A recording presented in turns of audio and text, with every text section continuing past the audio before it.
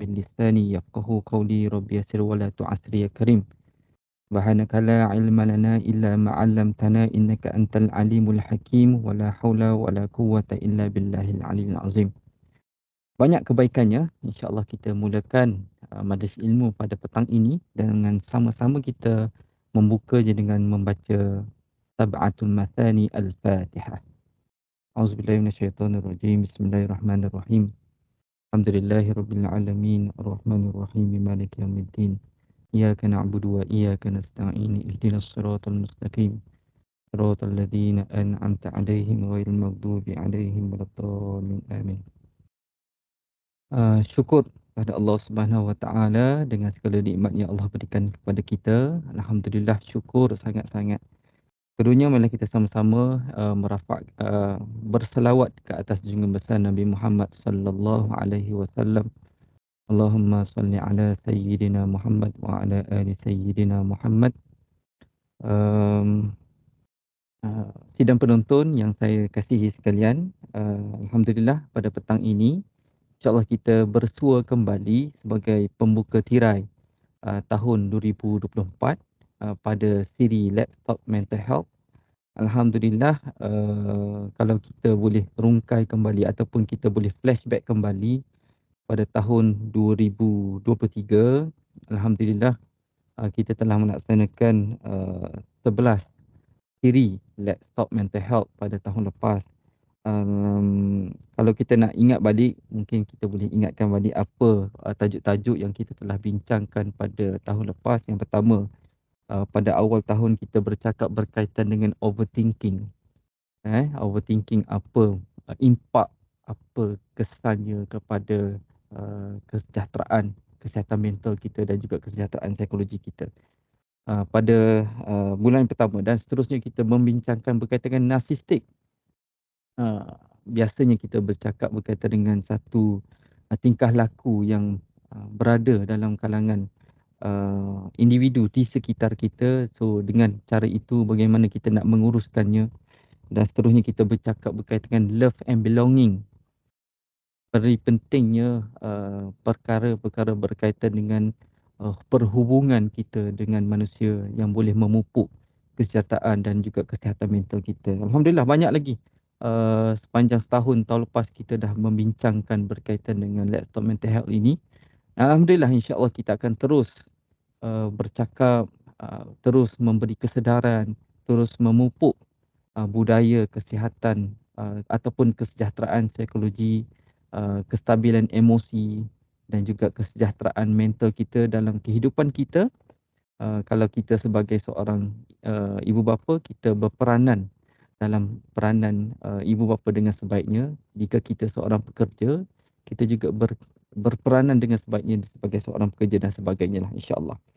Alhamdulillah, insya-Allah pada hari ini kita akan membincangkan satu tajuk yang saya kira satu tajuk pada kalau kita pada awal tahun ni pentinglah untuk kita sama-sama koreksi diri dan kita mencari satu perkara yang boleh memperbetulkan niat kita ataupun kita boleh set mind kita dalam satu perkara, iaitu kita nak mencari makna iaitu sendiri berkaitan dengan kehidupan dan juga kebahagiaan. InsyaAllah dengan kita mencapai makna dan dari sudut kehidupan dan juga kesejahteraan ini, kebahagiaan ini, insyaAllah boleh memandu diri kita ke arah yang lebih baik, insyaAllah, dan seterusnya kita dapat mencapai kesejahteraan yang kita harapkan, insyaAllah. Okey, tuan-puan, Tuan Haji, Puan Hajah, warga tabung haji dan juga kaki tangan anak syarikat tabung haji, dan juga saya lihat di sini ramai juga rakan-rakan kenal-kenalan yang di luar sana yang turut bersama pada sesi pada petang ini. InsyaAllah kita akan bersama dengan penceramah jemputan kita, iaitu Tuan Haji Nik Syarul Afizu bin Safi'in, merupakan yang juga merupakan kaunselor berdaftar, iaitu sekarang menjawat Ketua Penolong Pengarah Bahagian Pengurusan Risiko dan Inspektorat di MARA. InsyaAllah akan mengupas tajuk makna dalam kehidupan dan kebahagiaan. Tuan Haji, boleh kita test mic ke Tuan Haji? Boleh. Jelas suara? Alhamdulillah. Okey, Alhamdulillah. baik, terbaik. So, kita boleh mulakan tu aja. InsyaAllah. Okey.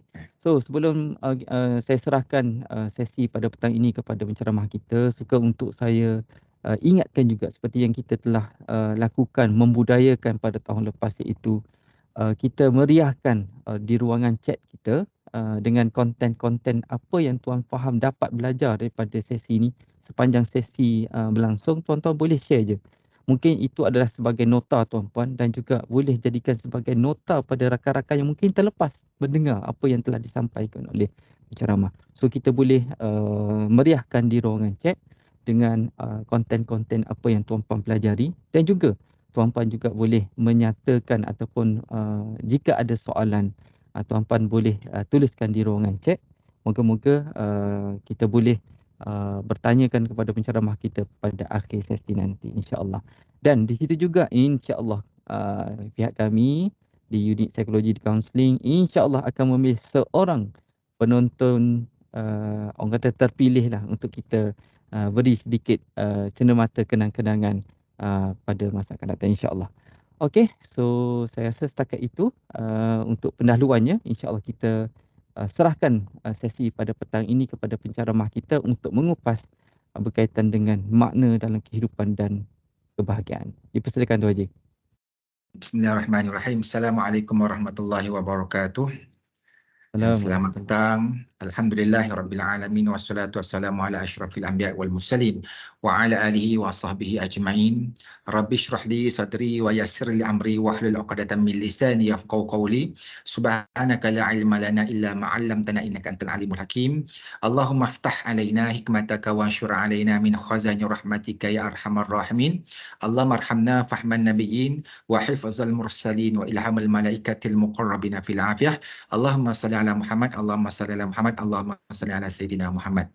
Yang berusaha Tuan Haji Muhammad Hanif bin Napi, yang saya sangat kagumilah komitmen beliau dalam mengendalikan program, dan saya sempat bersama beliau di kota suci Mekah pada operasi haji yang lepas. Saya sangat kagumlah dengan komitmen, gerak kerja beliau, dan juga kombinasi tim beliau dalam mengendalikan jemaah haji di Kota Mekah. Dan mudah-mudahan apa yang beliau miliki, warga kerja tabung haji, gunalah sebaik mungkin kepakaran beliau dalam menyelami kehidupan yang sebenar di tabung haji. Jadi tuan-tuan dan puan-puan, para pimpinan tabung haji dan juga warga kerja semualah. Jadi sebelum kita mengikuti program tadi, ada iringan ucapan-ucapan daripada pimpinan-pimpinan tabung haji tadi. Sangat menarik, pelbagai inisiatif yang diharapkan oleh para pimpinan tabung haji kepada warga kerja dan juga para jemaah lah khususnya. Jadi jangan kita abaikan apa harapan para pimpinan tabung haji kepada kita untuk menjadikan tabung haji ini sebuah agensi, sebuah badan, sebuah organisasi yang terbaik di Malaysia, dihormati oleh rakyat Malaysia, disayangi oleh rakyat Malaysia, dan yang lebih istimewa dinaungi rahmat, redha dan berkat daripada Allah Subhanahu Wa Taala, dijagai oleh Allah Subhanahu Wa Taala kepada semua warga kerja tabung haji, dan khususnya insan-insan yang kita bakal pimpin setiap tahun untuk misi ibadah umrah maupun ibadah haji. Boleh nampak tak slide saya? Belum Tuan Boleh Haji. nampak? Belum lagi? Boleh Tuan Haji boleh Okey. share balik. Okey. Okey, boleh nampak? Tuan Haji boleh buat slideshow. Okey, kita tengok slide. Okey, Okey, boleh nampak? alhamdulillah. Boleh. Boleh. Alhamdulillah.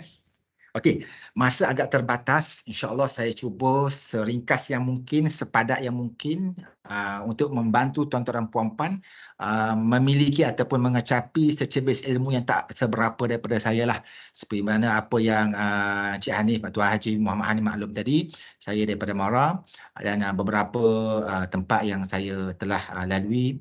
Sebelum saya di Mara ni, saya di Hospital Kuala Lumpur sebagai seorang kaunselor lah. dan beberapa tempat di unit integriti, di komunikasi korporat dan juga yang paling terkini di bahagian risiko lah. Jadi isu-isu permasalahan warga kerja, permasalahan masyarakat, dan saya rasa tidak asing untuk gerak kerja saya lah. Dan di paparan slide ini antara buku-buku tulisan saya yang kadang-kadang saya turun ke pusat untuk bagi bercerita, kongsi ilmu, mereka nak tengok buku lah sikit-sikit. Jadi ruang yang ada saya tulis sikit-sikit, tak kata apa, taklah hebat mana, tapi adalah sedikit buah tangan saya kepada masyarakat untuk santapan bersama lah. Jadi untuk makluman tuan-tuan dan puan, seiring dengan harapan para pimpinan tabung haji tadi, saya rasa seiring dengan matlamat program kita pada pagi inilah.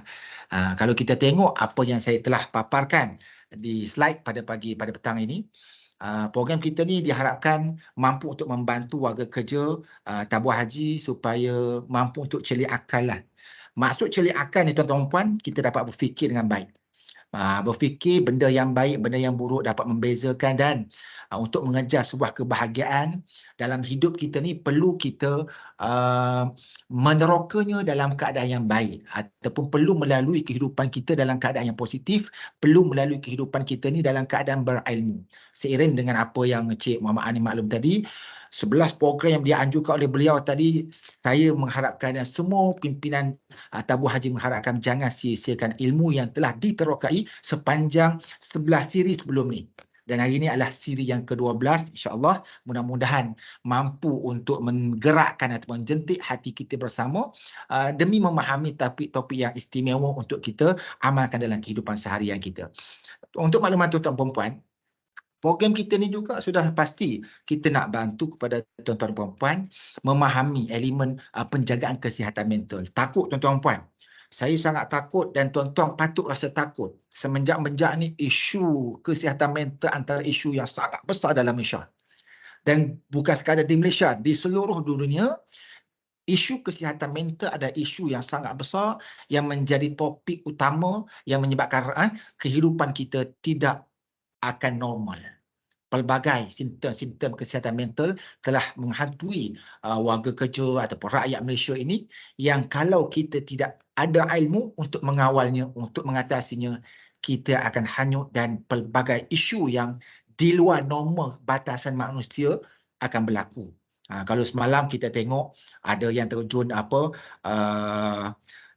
terjun sungai, bukan sungai lah, laut di Pulau Pinang tu kan, yang diselamatkan oleh tentera tu, bergaduh, terjun sungai lah, bunuh diri lah, macam-macam kes. Dan kadang-kadang tuan-tuan puan dah tak boleh nak kawal dah. Kadang-kadang kita bermain dengan diri kita, sama ada kita ni okey ke tak okey, okey ke tak okey dan sebagainya. Jadi mudah-mudahan ilmu yang kita kecapi pada pagi ni, pada petang ini, pada malam ini menjadi wasilah untuk kita ada ilmu untuk menjaga kesihatan mental kita. Dalam masa yang sama juga kita nak kalau boleh dapat mengurangkan tanggapan negatif terhadap penyakit mental ni. Tuan-tuan dan puan, penyakit mental ni boleh sembuh tau. Tuan-tuan jangan rasa kalau dah rasa ada stres, ada bipolar disorder, depression ataupun hatta skizofrenia sekalipun, penyakit itu boleh sembuh dengan syarat kita ada ilmu untuk mengubatinya. Kadang-kadang kita dah rasa malu untuk berhadapan dengan masyarakat sebab kita telah diklasifikasikan sebagai pesakit mental. Sebenarnya pesakit mental boleh sembuh. Tambah-tambah orang yang belajar agama, orang yang baca Quran, orang yang jaga solat, orang yang berakhlak mulia, lagi cepat sembuh. Ini benda yang kadang-kadang orang lupa, bahawa penyakit-penyakit ini ada ubat kecuali mati sahaja. Jadi tuan-tuan puan tolong fahami baik-baik sesiapa yang mengalami keadaan stres, bipolar disorder, depression, apa juga simptom-simptom penyakit mental, dia boleh sembuh. Dengan syarat dia kena usaha dan dia ada petua dan resepi dan juga ubat-ubat yang boleh kita jadikan ia sebagai bentingan untuk kita hadapi penyakit tersebut. Itu yang kedua. Yang keseterusnya tuan-tuan puan, kita nak kalau boleh kualiti kehidupan dan juga hidup kita dipenuhi dengan kebahagiaan dan kejayaan lah kalau boleh.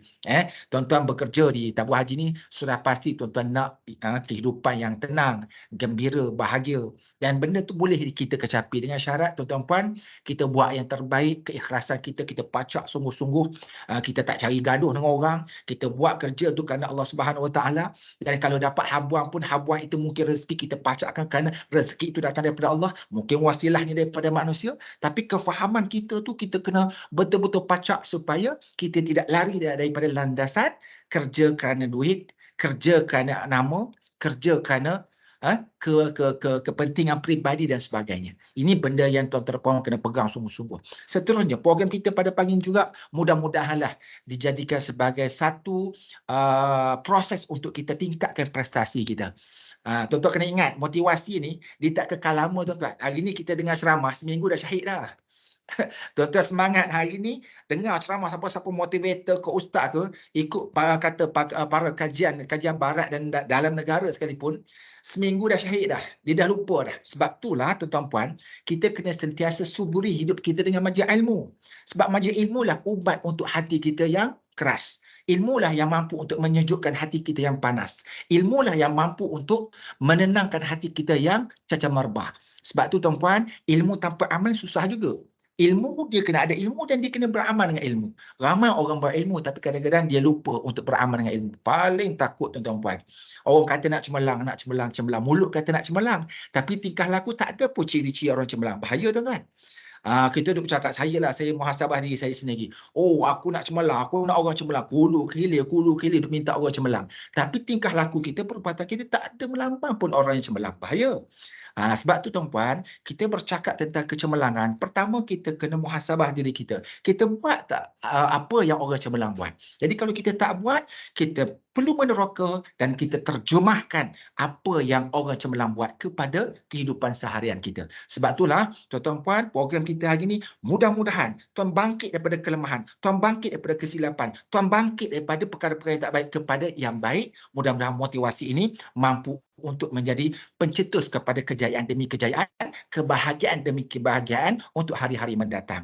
Seterusnya tuan-tuan puan, program kita ni kalau boleh, tuan-tuan, kita nak bantu tuan-tuan puan menjadi seorang yang berjiwa seorang pejuang. Oi, saya tengok, subhanallah, saya tengok Cik Ani cukuplah di tabur haji hari tu. Oi, rasa kesian Tuhan lah punya tahu. Bukan Cik Ani seorang. Semua warga tabur haji buat agak kerja, ya Allah. Kadang-kadang saya tengok sedih lah. Kadang-kadang dengan apa yang mereka lalui, kadang-kadang orang sumpah seranah juga. Nah, oi, marah juga kepada warga kerja tabur haji. Tapi kalau kita tengok dengan mata hati, mata perasaan kasih sayang, ya Allah, mereka berjuang bukan kerana duit, kerana pangkat, tapi kerana Allah Subhanahu Wa Taala. Tuan-tuan, niat kita berada di tabur haji kena sungguh-sungguhkan Allah Subhanahu Wa Taala. Dan saya yakin, saya melihat dengan mata kasar saya sendiri, gerak kerja warga kerja tabur haji ni luar biasa hebat dan tak semua orang mampu untuk menanggungnya. Sebab tu tuan-puan, tolong gunalah kesempatan tuan-tuan bekerja di tabung haji ini untuk bekalan di akhirat kelak. Dan dengan apa yang tuan-tuan lalui, gaji yang tuan lalui, tidak seimbang pun dengan jasa tuan-tuan dan puan-puan membawa jemaah haji dan umrah, menolong mereka dan sebagainya. Terlalu besar bagi kami lah. Sebab saya tengok lihat sendiri dengan apa yang tuan-tuan kongsikan, bantu dan sebagainya, terlalu banyak dan terlalu berjasa sangat bagi saya. Sebab tu tuan-puan, hargailah diri masing-masing dengan nilai-nilai yang baik supaya warga kerja tabung haji terus dipuji, terus dihormati, terus dikagumi dan terus diangkat darjat di sisi Allah Subhanahu Wa Taala. Jadi tuan-tuan dan puan-puan, terus berjuang tanpa mengenal arti putus asa.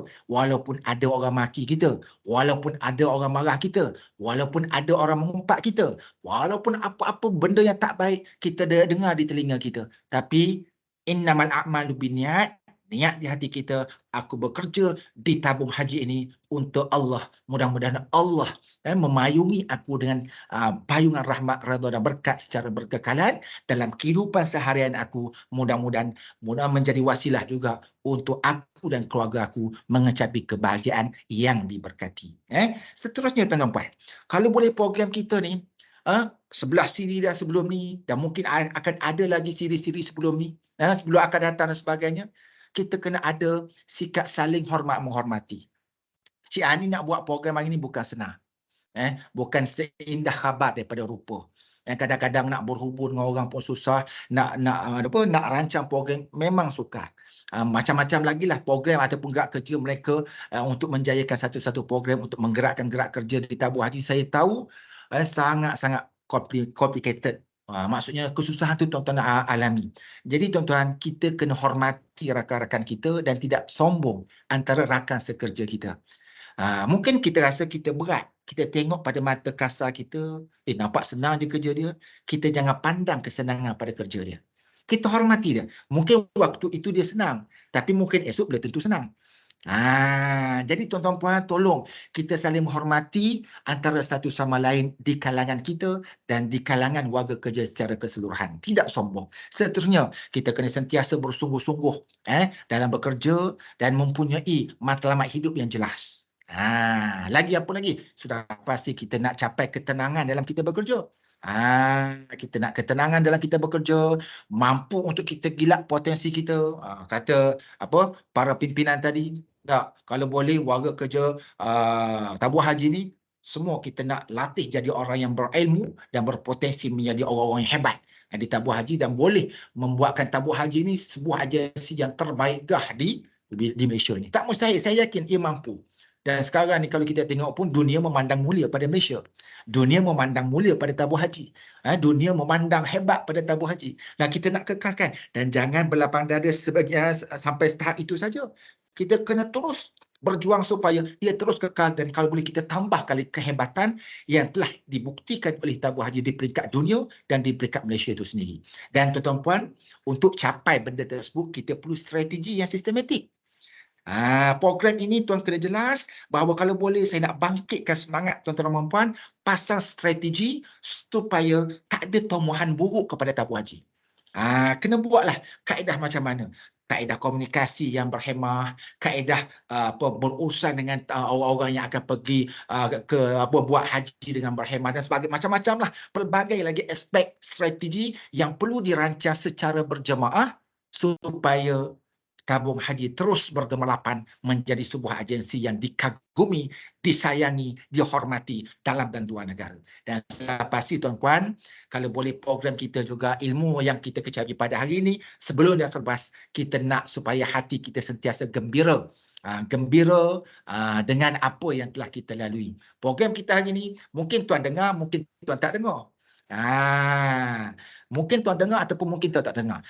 Harap-harap tuan-tuan dengar dan kalau boleh kita cari ruang-ruang untuk kita bergembira. Dan tuan-tuan, dalam keadaan kita bergembira, ilmu jangan lupa.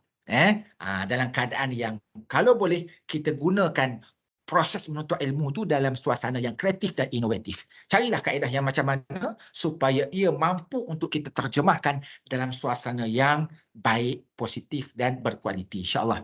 Dan kalau boleh program kita ini juga kita nak supaya sentiasa tuan-tuan bermuhasabah dan mengharapkan keampunan daripada Allah Subhanahu Wa Taala lah kalau boleh. Dan kita ni, saya sendiri pun ada cacat dan cela. Sudah pasti tuan-tuan dan puan-puan juga ada cacat dan cela.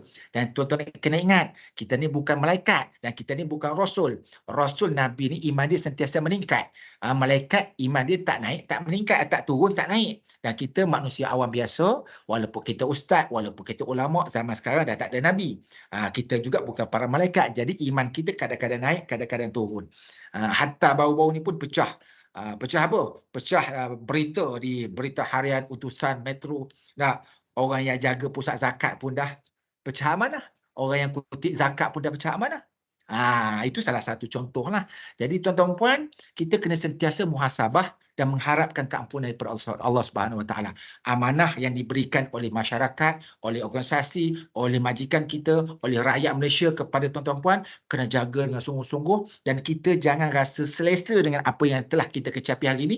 Kita kena sentiasa mempertingkatkan kualiti dan integriti kita dari semasa ke semasa. Dan sudah pasti tuan-tuan puan, kecemerlangan dan kejayaan kita nak secara berkekalan, bukan bermusim sahaja. Sepanjang tahun kita nak tuan-tuan cemerlang. InsyaAllah mudah-mudahan matlamat program kita hari ini mampu dicapai dengan baik seiring dengan harapan para pimpinan tabung haji di ketika tuan tengok rancangan sampingan tadilah sebelum kita mula tadi. Para pimpinan tabung haji sangat mengharapkan visi misi mereka dapat difahami oleh warga kerja tabung haji dan diaplikasikan dalam kehidupan sebagai seorang para pekerja tabung haji, insya-Allah. Amin ya rabbal alamin. Okey tuan-tuan puan, kita masuk sedikit slide saya ni. Okey, kalau kita tengok definisi berkaitan kesihatan mental. kebolehan mengekalkan hubungan yang harmoni dengan orang lain, boleh hidup bermasyarakat, beraktiviti bersama dan mampu memberi sumbangan kepada masyarakat. Tuan-tuan, saya sangat takut berkaitan isu mental ni kena saya titik berat sikit lah. Kalau tengok definisi mengikut dasar kesihatan mental kebangsaan Malaysia, kemampuan seseorang individu, kumpulan ataupun persekitaran berinteraksi dengan individu lain dengan menggunakan cara pemikiran, perasaan dan keupayaan berkomunikasi bagi mencapai kesejahteraan yang saksama. Kalau kita tengok ni tuan-tuan, ada kaitan dengan komunikasi, perhubungan kita dalam masyarakat ataupun dalam organisasi. Saya sangat takut sekarang ni. Tuan pernah dengar tak? Saya nak dengar suara tuan-tuan dan puan-puan sikit, boleh tak? Assalamualaikum, boleh jawab sama-sama tak? Assalamualaikum. Dia tak boleh buat buka mic. Kita tak allow dan Alright, kita boleh di chat. Okey, dicek. Okey, beres, tak ada masalah. Okey, tuan-tuan. Kalau kita tengok semenjak-menjak ni, isu kesihatan mental telah dititik beratkan oleh macam-macam pimpinan, pelbagai lapisan masyarakat. Tuan pernah dengar tak isu ataupun penyakit, dia sakit, tapi cek di hospital tak ada pesakit, tak ada sakit. Tentu tuan-tuan dan puan-puan ada dengar kan? Kalau pergi jumpa tok guru, dia kata kena buatan orang, kena santau dan sebagainya. Dah. Tapi kalau tuan-tuan pergi ke hospital, penyakit yang sama, pergi buat jumpa sekretari, dia tak akan panggil penyakit buatan orang. Dia tak akan panggil penyakit santau, dia tak akan panggil macam tu. Dia akan panggil bahasa-bahasa saintifik, bahasa-bahasa perubatan yang saya ucapkan awal tadi, yang saya nyatakan awal tadi. Mungkin stres, bipolar, ataupun depression, skizo dan sebagainya. Tapi tuan-tuan puan-puan, kedua-dua passion ini ataupun penyakit yang dikatakan buatan orang, santau dan sebagainya ni, dan juga penyakit yang dibahasakan dengan bahasa saintifik tadi, kalau kita tengok balik, kita perhatikan saja, ada persamaan sedikit-sedikit. Bahasanya berbeza, tapi simptomnya ada yang sama.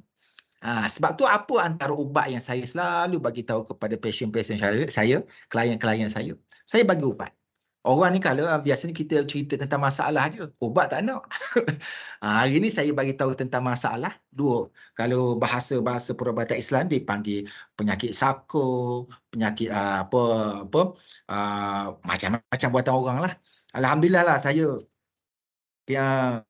sebenarnya anak kepada pengamal perubatan Islam. Arwah ayah saya ni memang Tok Bomo orang kata. Hidup saya daripada kecil, saya duk tengok ayah saya duk berubah orang daripada kecil. Daripada kerabat diraja, orang-orang besar sampai bawah. Itulah daripada kecil saya duk tengok.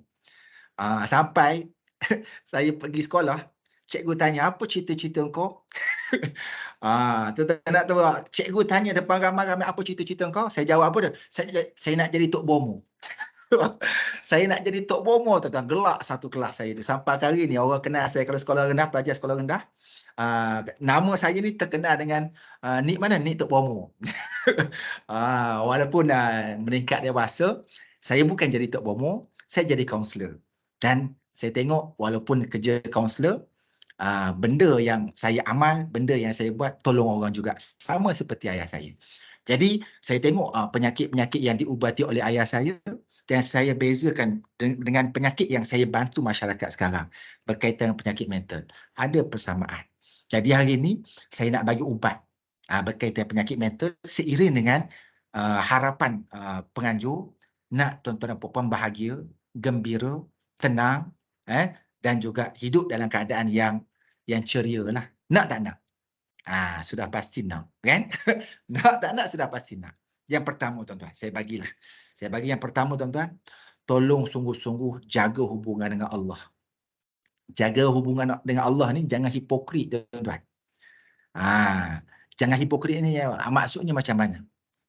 Kita buat sungguh-sungguh apa yang Allah suruh. Ramai je orang-orang yang berstatus agama, yang bergelar orang yang beragama tak beramal, ramai je. Saya tak nak ceritalah. Tapi abaikan, kita jangan duk tengok orang.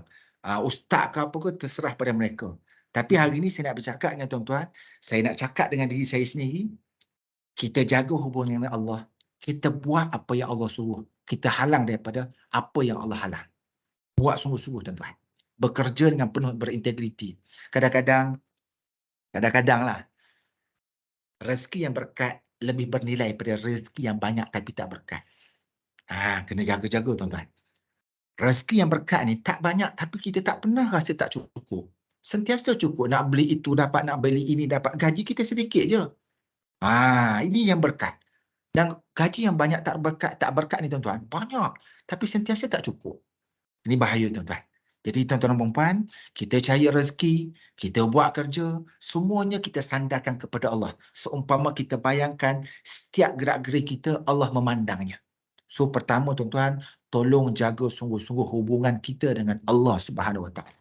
Yang kedua, untuk ubat penyakit mental, penyakit berkaitan dengan hati, penyakit berkaitan dengan gangguan-gangguan syaitan ini, sudah pasti tuan-tuan kena jaga sungguh-sungguh kualiti solat dan ibadah kita. Jaga sungguh-sungguh tuan-tuan. Nak cepat-cepat juga. Tapi kualiti ibadah kita perlu dalam keadaan yang paling terbaik. Zikir kita. Kadang-kadang bukanlah saya sendiri nak rujuk muhasabah diri saya sendiri tuan-tuan. Kita minta orang buat, laju saja. Tapi kita, sejauh mana kita buat apa yang kita minta orang buat? Tolong tuan-tuan. Kita bagi pengisian ke orang, kita bagi semangat ke orang. Dan kadang-kadang kita kena cek diri kita, adakah aku buat apa yang aku minta orang buat? Jadi tuan-tuan kena seiring apa yang kita minta orang buat, untuk mendekatkan diri kepada Allah Subhanahu Wa Taala, kita kena buat sungguh-sungguh. Jadi kualiti solat kena jaga sungguh-sungguh. Yang ketiga tuan-tuan dan puan-puan. Yang ketiga tuan-tuan, penyakit mental atau penyakit-penyakit berkaitan dengan ar-rohani ni tuan-tuan, kena jaga sungguh-sungguh hubungan dengan manusia. Jaga hubungan dengan manusia. Jangan bergaduh dengan orang. Hidup bermasyarakat. Hidup dengan hubungan ukhuwah yang baik. Teamwork yang berkualiti. Jangan kita tengok kawan kita lebih sikit pada kita, hati kita dah tak tenang. Kita tengok Cik Hanif kita handsome sikit, kita dah huru-hara dah. Contoh, kita dah rasa tak senang hati dah.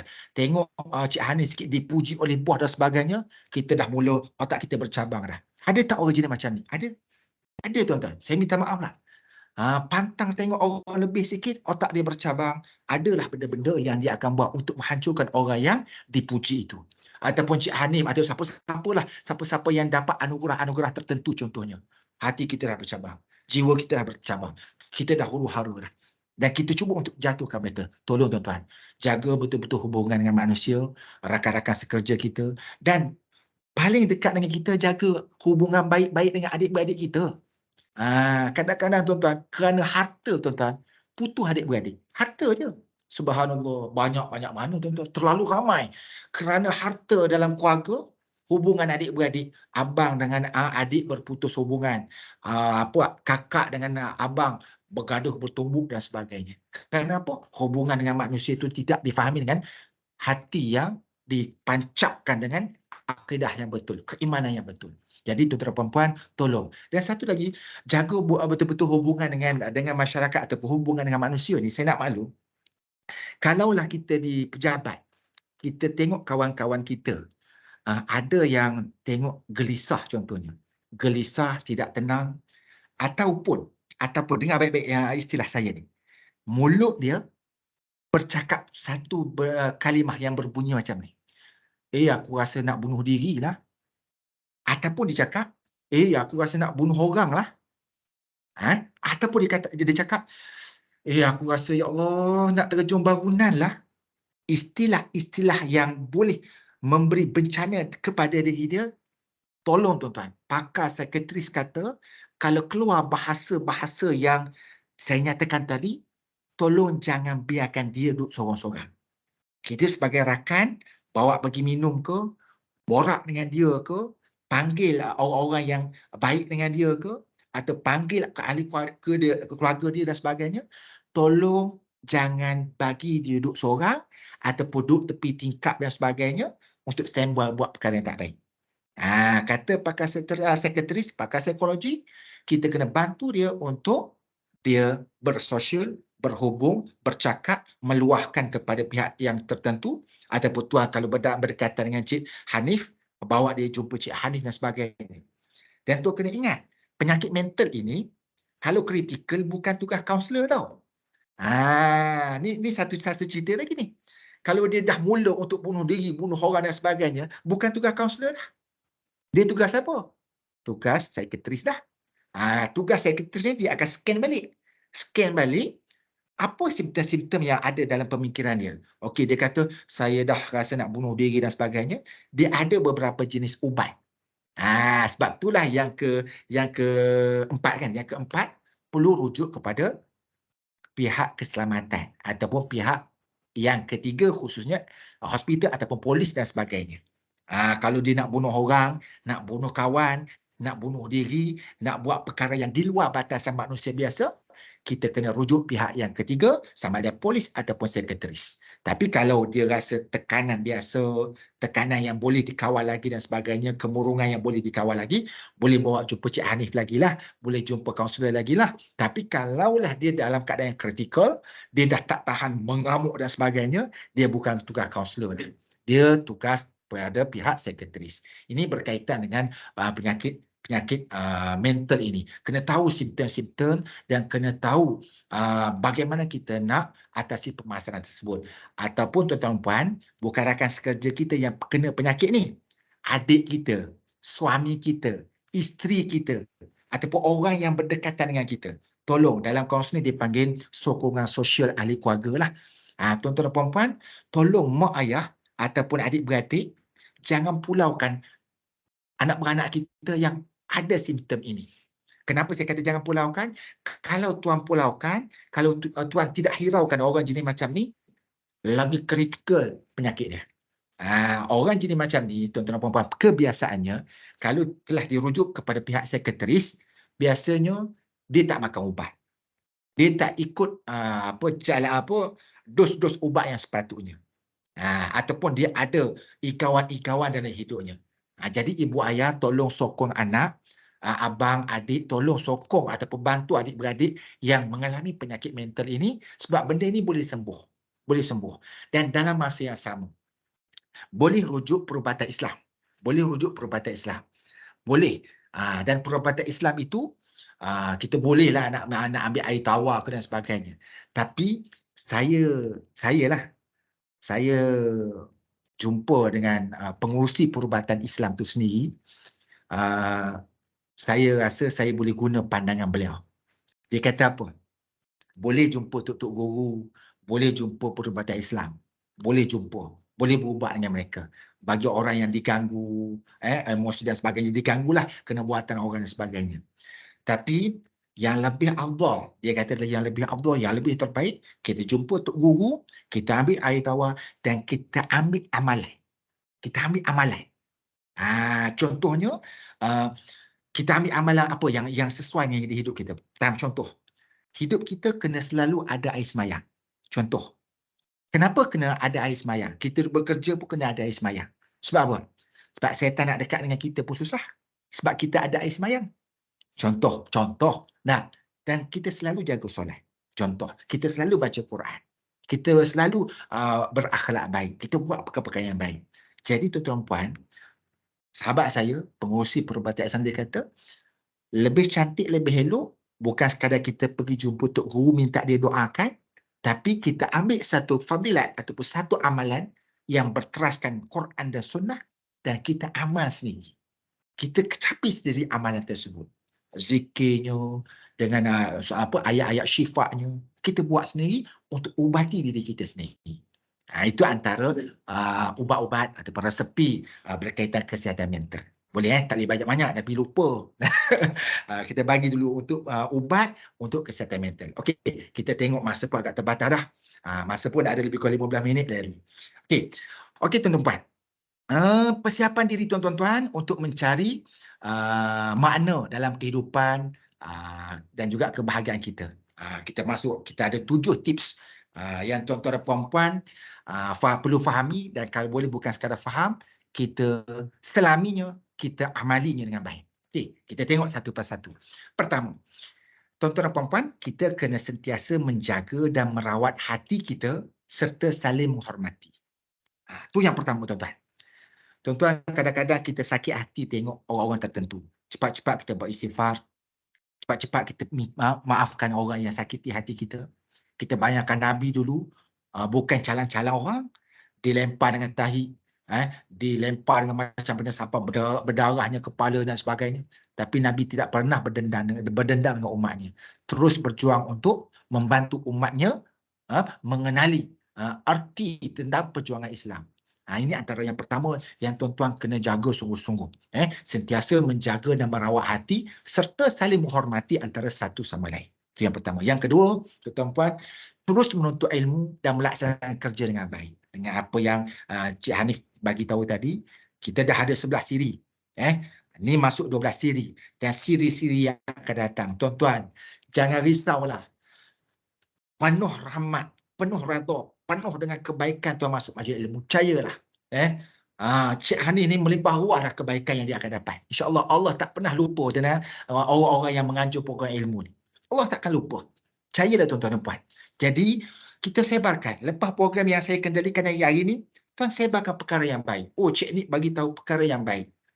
Cik Hanif mengendalikan program jemput orang-orang berilmuan untuk kongsi ilmu. Kongsi benda yang baik-baik dan suburi kebaikan ke semua pusat-pusat pentadbiran tabung haji supaya mereka bersemangat untuk masuk program yang dianjurkan oleh Cik Hanif. Dan bukan sekadar Cik Hanif, siapa-siapa anjur pun kita hormati, kita masuk sama-sama. Saya risau tuan-tuan. Sebab apa saya nyatakan sedemikian? Bunyi saja program ilmu, cabut tuan-tuan. Bunyi saja program ilmu, dia buka saja link, dia tutup, dia tidur dan dia buat kerja dapur dan sebagainya. Saya sangat takut, bukan apa tuan-tuan. Sebab kita selalu dengar para ulama, para ilmuwan duk kata ilmu akan menjadi pendinding hidup kita. Dalam kubur kita kelak, ilmu yang manfaat, sedekah jariah dan doa anak-anak yang soleh. Rugi kita tak ambil yang ilmu manfaat ni. Ilmu yang manfaat ini mampu untuk memberi kebaikan kita di alam kubur. Dalam kubur, dalam akhirat, ilmu yang manfaat. Jadi tuan-tuan puan, kita support, kita sokong dan kita bagi semangat kepada diri kita sendiri dan diri kawan-kawan kita. Setiap kali majlis ilmu ada, kita masuk, kita dengar. Dan paling tidak pun bagi kawan-kawan yang mungkin buat kerja dapur ke apa ke, tak kisahlah, yang mungkin terlalai sikit, jangan lupa ambil slide saya ni. Ambil slide saya ni, kongsi dengan rakan-rakan. Tengok walaupun warna-warni, kita jangan tengok pada warna-warninya, kita tengok isi-isinya. Supaya mampu untuk kita fahami dan kita amal dalam kehidupan ni harian kita, insyaAllah. Jadi kita suburi kalau boleh, tabung haji terus kekalkan dengan perjuangan menyuburkan suasana ilmu untuk warga kerja dan jemaah kita di luar daripada tabung haji. Itu yang kedua. Yang ketiga, menjadi insan yang sentiasa pemurah dan penyayang. Tuan-tuan dan puan-puan, terang saya nak maklum, tuan-tuan dan puan-puan jasanya teramat besar. Teramat besar. Pemurah sangat, penyayang sangat. Setiap kali kita tengok, kita bantu orang tabung haji yang tua-tua tu, jangan kita keluarkan bahasa-bahasa yang kesat. Orang akan perhati tuan-tuan, orang akan perhati. Dalam ilmu komunikasi tuan-tuan, kita kena ada tarik tali tau. Ada masa kita bertegas, ada masa kita membelai. Terutamanya pegawai-pegawai muda dalam tabung haji. Pegawai-pegawai muda tabung haji, kita kena belajar ilmu komunikasi tau. Terutamanya dengan orang-orang lama. Dengan kata lain tuan-tuan puan, waktu kita bercakap dengan orang tengah panas, kalau kita lawan panas juga, dia tak akan menyebelahi kita tuan-tuan. Dia akan jadi tersebar yang buruk walaupun kita betul. Kadang-kadang dalam konteks komunikasi ni tuan-tuan puan, kita kena ada unsur keikhlasan, kasih sayang dan hati yang nak memberi dengan penuh rasa rendah diri lah kalau boleh.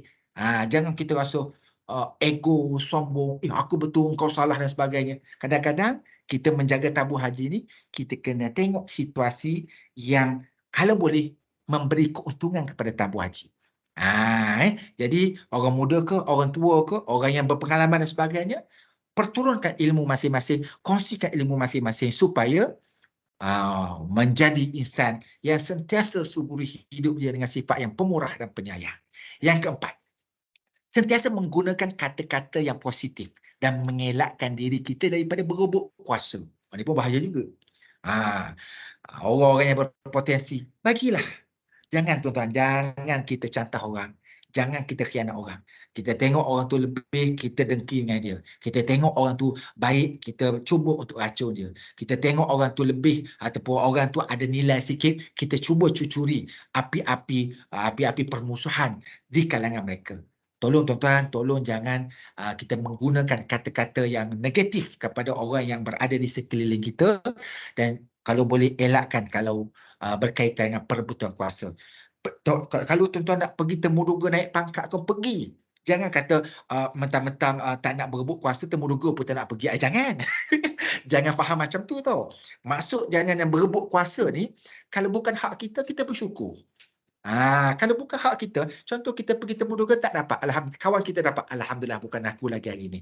Kawan aku dapat. Mungkin itu adalah rezeki dia. Kita jangan kata kawan kita dapat, hebat dah tu.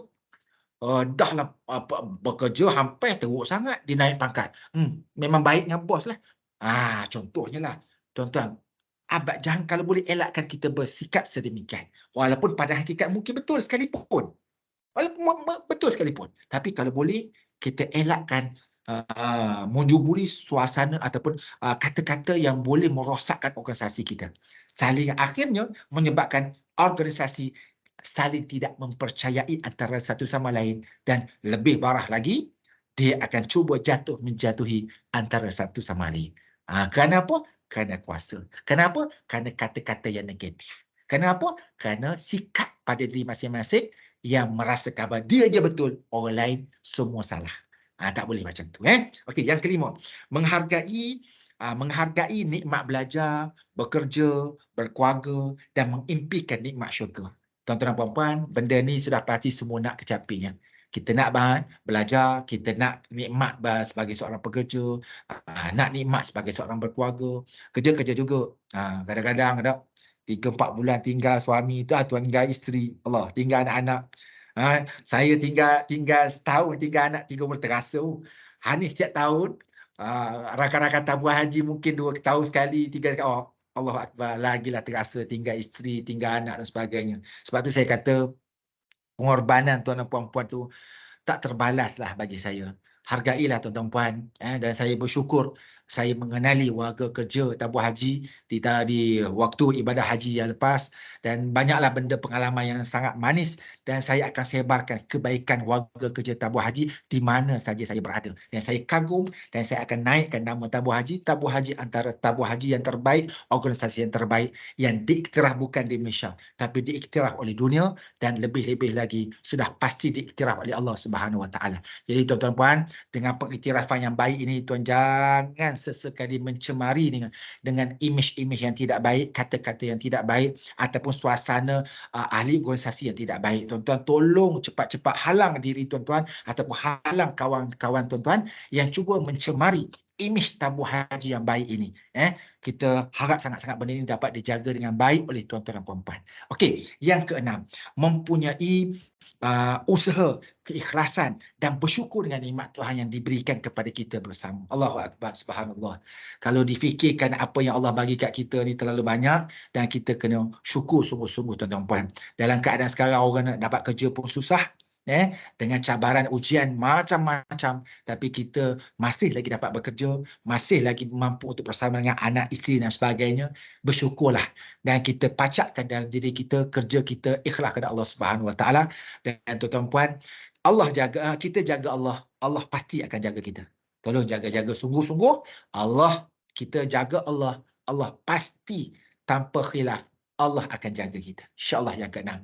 Dan yang terakhir tuan-tuan puan adalah memaafkan kesalahan orang lain dan mengharapkan keampunan daripada Allah Subhanahu Wa Taala. Tuan-tuan, nak bahagia ni tuan-tuan, bukan senang kalau orang tak faham ilmu ni. Orang buat jahat kat kita, kita nak maafkan dia. Tak semua orang nak macam tu.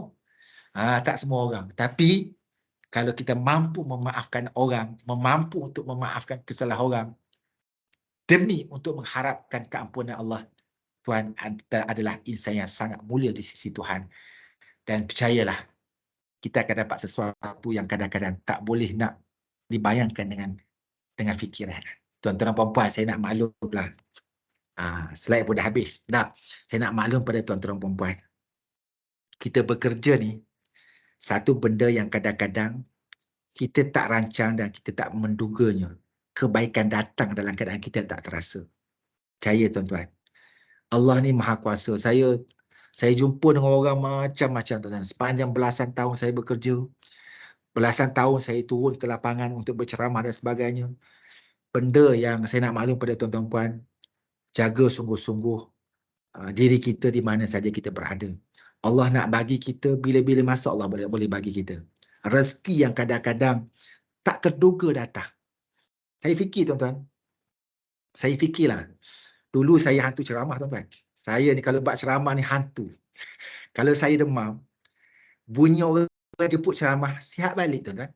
Sampai tahap tu, hantu. Belasan tahun saya hidup dengan ceramah. Saya balik tu comeback je. Sampai tahap tu. Tapi saya fikir balik,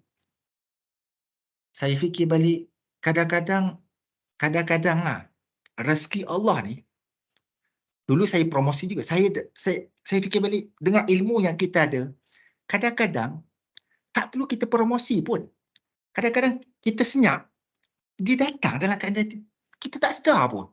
Dia datang, contoh kalau saya fikir sikitlah perkongsian daripada saya lah. Kadang-kadang saya jadi panel tak buat ini salah satulah panel KWSP. Saya kata tuan, saya ni bekerja.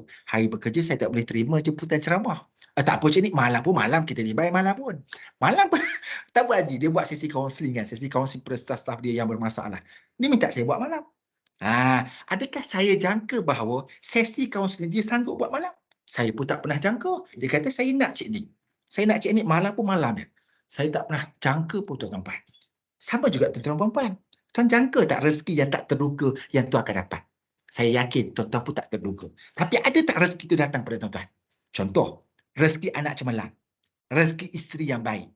Rezeki yang isteri naik pangkat. Rezeki isteri kita yang dapat anugerah perkhidmatan cemerlang. Rezeki itu kita bukan kita yang dapat, tapi ahli keluarga kita yang dapat. Pernah tak rasa benda macam tu? Ada, saya yakin ada. Sebab tu kau kena tahu bahawa rezeki ni Allah boleh bagi dalam macam-macam bentuk. Yang pastinya kita buat kerja kita dengan ilmu, dengan amanah, dengan integriti, dengan kualiti yang terbaik. Supaya kehidupan kita penuh disuburi dengan kebahagiaan. Bukan untuk hari ini saja, tapi hari-hari yang mendatang. Ini benda yang saya mengharapkan tuan-tuan faham dengan mata hati, supaya kita beramal dengan ilmu yang kita kecapi ini dengan secara konsisten. Dan saya rasa saya nak buka soal jawab.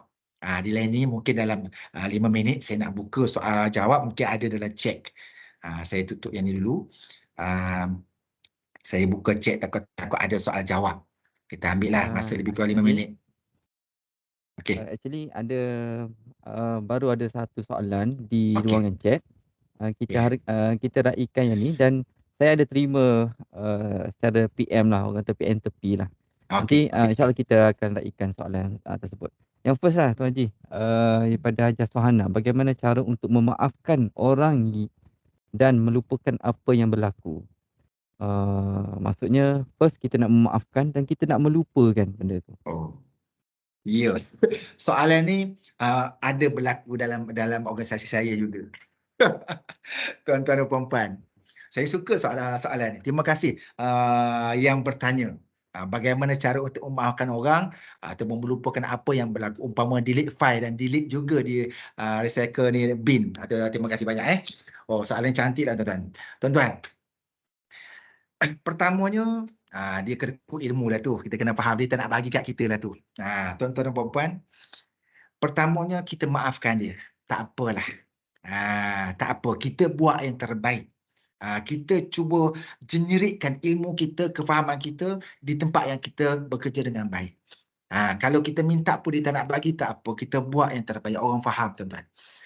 Dan tuan-tuan kena ingat, kita kongsi ilmu. Kita bertambah ilmu ke berkurang ilmu? Sudah pasti sesiapa yang berkongsi ilmu, dia akan bertambah ilmu tanpa khilaf.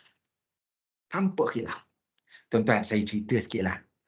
Saya ni, walaupun cerita ni cerita lama dah, tapi dia memberi kesan impak tau. Saya ni pelajar sekolah agama biasa. Agama rakyat biasa je. Agama rakyat biasa. Tapi saya presiden yang membantu sekolah mencipta rekod terbaik dalam sejarah sekolah tersebut.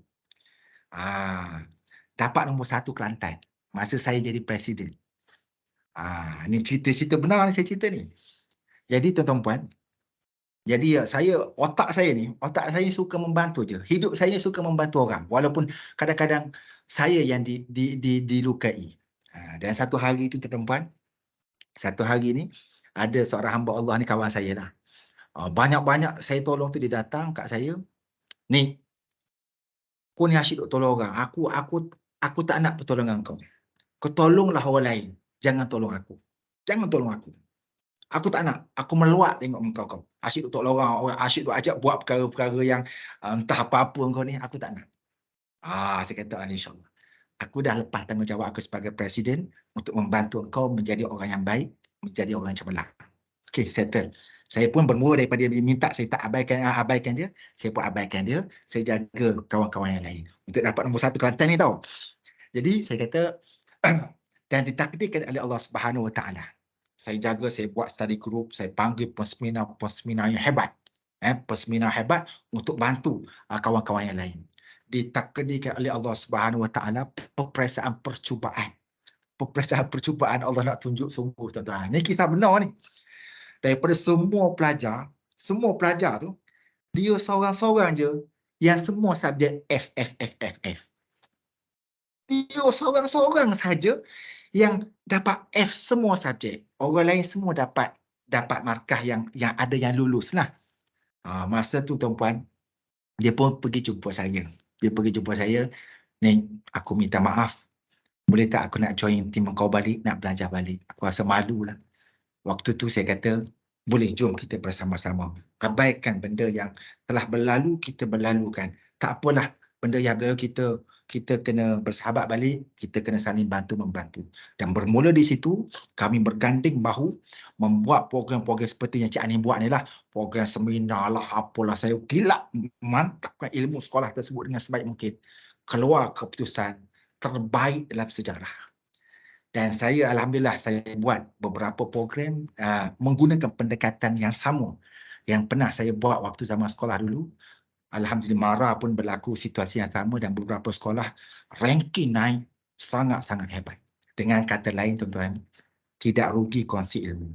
Jadi tuan-tuan yang tidak diberi ilmu tadi, jangan risau. Kita jangan bermusuh dengan dia. Kita cari ilmu kita cari sebaik mungkin bantuan-bantuan lain. Dan waktu tiba giliran kita nak berpindah pendrive kita tu, kongsilah dengan orang lain.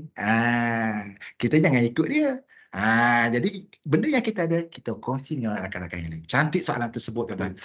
Tahniah yang tanya soalan tahniah. Terima kasih Tuan Haji. Okey. Actually saya pernah terdengar lah satu perkongsian daripada pakar psikologi jugalah.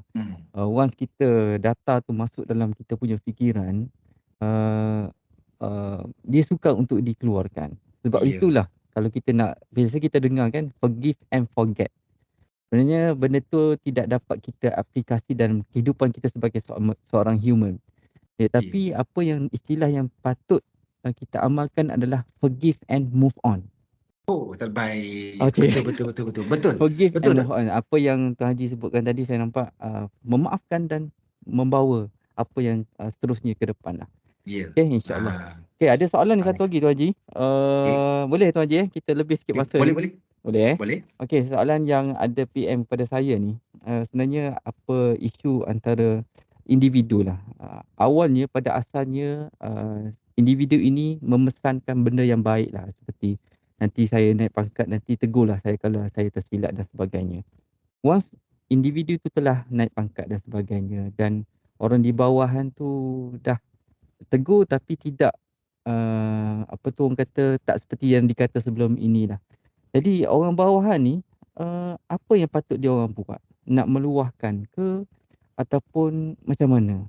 Sebab ni saya baca ayat dia lah sekarang saya rasa dia dah mula sombong dan tak peduli berkaitan kebajikan anggota di bawahannya. Dan dia telah cuba untuk memberi cadangan supaya dia tak terus menekan orang bawahan sehingga menyebabkan anggota tertekan. Jadi apa cara saya sebagai anggota bawahan untuk meluahkan rasa tak puas hati tadi? Sebab bila dah berlaku benda tu, anggota dah rasa tak seronok dia bekerja, dia berjabat dan sebagainya. Apa saran daripada Tuan Haji? Saya seronok lah ceramah kat sini. Soalan memang terbaik sangat. Allahu Akbar. Sebab soalan tu memang saya mengharungi benda tu. Tahniah soalan yang tanya soalan tu, saya rasa saya gembira dengan soalan tersebut. Okey tuan. Saya sekarang ni saya tak nak menyebelahi dua belah pihak tau. Dia isu ni isu majikan bos dengan yang sebelum dia Bawahan jadi lah. bos lah. Saya tak nak menyebelahi dua belah pihak. Saya dalam keadaan sebab sekarang ni saya kawan saya bos pun ada, yang tak bos pun ada. Jadi saya klien saya bos sendiri yang luah kat saya, anak buah pun luah kat saya. Jadi saya boleh menganalisa apa isu yang berlaku. Okey, pertama, tuan, isu kenaikan pangkat ini, contohnya kita dah naik jadi bos.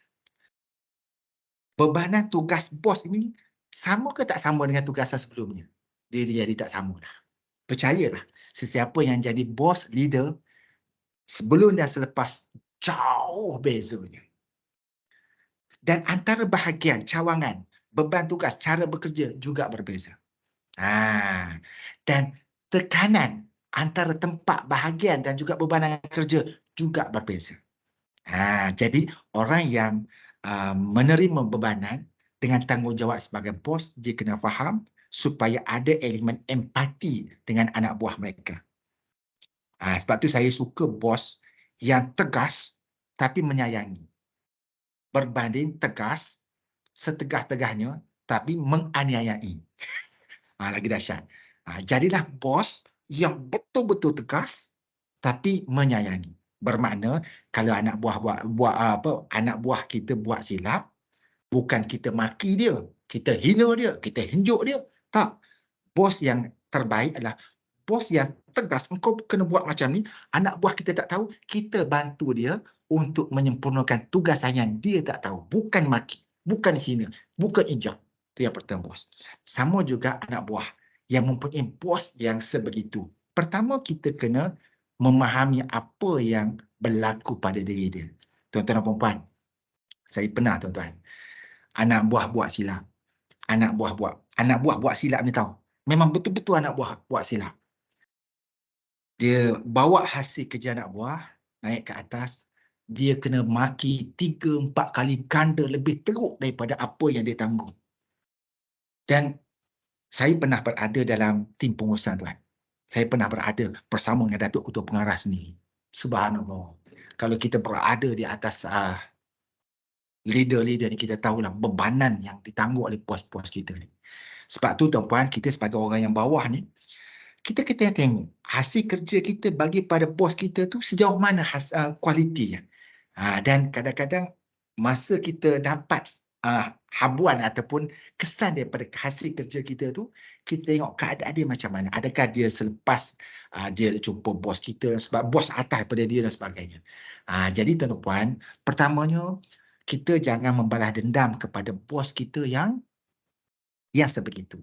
Kita nasihat dan nasihat, ataupun kita cari kawan-kawan dia yang mungkin dia boleh dengar kata dan sebagainya, boleh nasihat. Tapi tuan-tuan dan puan-puan, orang jenis macam ni kita kena buat yang terbaik untuk hasil kualiti kerja kita yang terbaik. Dan kita kena bekerja sama untuk saling melengkapi antara bos dan juga timbalan bos ataupun orang yang dipimpin. Sebab tu saya lebih selesa duduk tengah-tengah, belai orang sebelah kanan, belai orang sebelah kiri. Dengan kata lain, bos dan juga anak buah saling melengkapi. Tegas bertempat dan juga orang bawah buat kerja tu bukan alasan kata apa cincai. Buat kerja mentang-mentang bos ni kawan aku, tak apalah buat kerja cincai pun tak apa. Jangan macam tu. Tolong tuan-tuan, ramai kawan-kawan kita naik pangkat, ni benda berlaku ni tau, benda yang berlaku. Bos tu kawan baik kita. Naik pangkat, mentang-mentang kawan tu naik pangkat, dan kawan kita pula tu, tak apa, kawan aku buat kerja biasa-biasa je. Aku tahu kawan aku, dia takkan marah aku. Kita pun bagi kerja, hasil kerja, ya Allah, ya Tuhan, memalukan bos kita, memalukan kawan kita. Dan kita menganiaya kawan kita yang dipilih sebagai bos kepada kita, bos kepada kawan-kawan kita. Jadi, saya minta tolong tuan-tuan, bos antara orang yang memimpin dan orang yang dipimpin kena saling melengkapi, kena saling menyayangi, kena saling menyelami, kena saling berempati. Ini benda yang kena ada dalam kita menguruskan organisasi. Kita sayang dia, kita hormati dia. Dalam masa yang sama juga kita tak nak dia terserong dengan perkara-perkara yang tidak baik. Kita boleh tegur bos kita dengan berhemah, dan tolong tuan puan nak tegur bos ni, tolong jangan tegur waktu dia panas barat ataupun dia berada dalam keadaan yang tidak tenang, dia dalam keadaan yang bermasalah dan sebagainya. Kita cari masa-masa yang terbaik, masa-masa kita tengok dia gembira dan sebagainya. Dan kadang-kadang teguran kita dengan sindiran, dia terasa tau. Sindiran biasa je bos kita ni. Dia terasa. Dan kadang-kadang bos ni, dia marah kita, kita balas baik. Itu yang paling melukai hati bos. Oh, anak buah aku marah. Laki dia buat baik kat aku. Allah Akbar, malunya aku. Malu dengan sendiri. Ada? Ini yang kita nak. Sebab itulah perlunya keikhlasan. Kita buat kerja dengan berkualiti tanpa memikirkan pujian dan sebagainya. Ini benda yang kena adalah.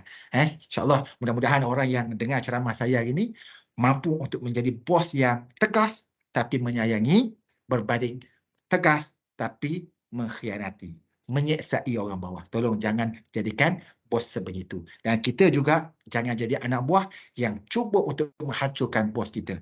Membuat kerja yang tak berkualiti, tak berintegriti, semata-mata untuk kepentingan peribadi disebabkan bos itu adalah kawan kita. Tolong elak tuan-tuan. Tolong elak sangat-sangat. InsyaAllah. InsyaAllah. Ada Okey, lagi Tuan Haji. soalan? Sebenarnya sepanjang sesi ni saya just berkongsian lah. Ha, Saya dengan Haji Roniza ni antara kaunselor di tabung haji lah. Alhamdulillah adalah respon-respon yang PM tepi ni kami Tuan Haji. Something reflection yang sangat-sangat diperlukan daripada macam Tuan Haji sebutkan hari ni, sebab ini adalah isu yang biasanya berlaku di organisasi. ya, Dan perkara ini kalau saya refer balik apa yang Tuan Haji sebutkan tadi, berbalik kepada apa yang maksud pada kesihatan mental tu sendiri adalah isu, ada keywordnya adalah perhubungan dengan ya, manusia. ya, Dan perhubungan itu sangat penting. Kalau kita rujuk di pejabat, perhubungan kita dengan ketua dengan subordinate lah. So perlu adanya perhubungan yang baik.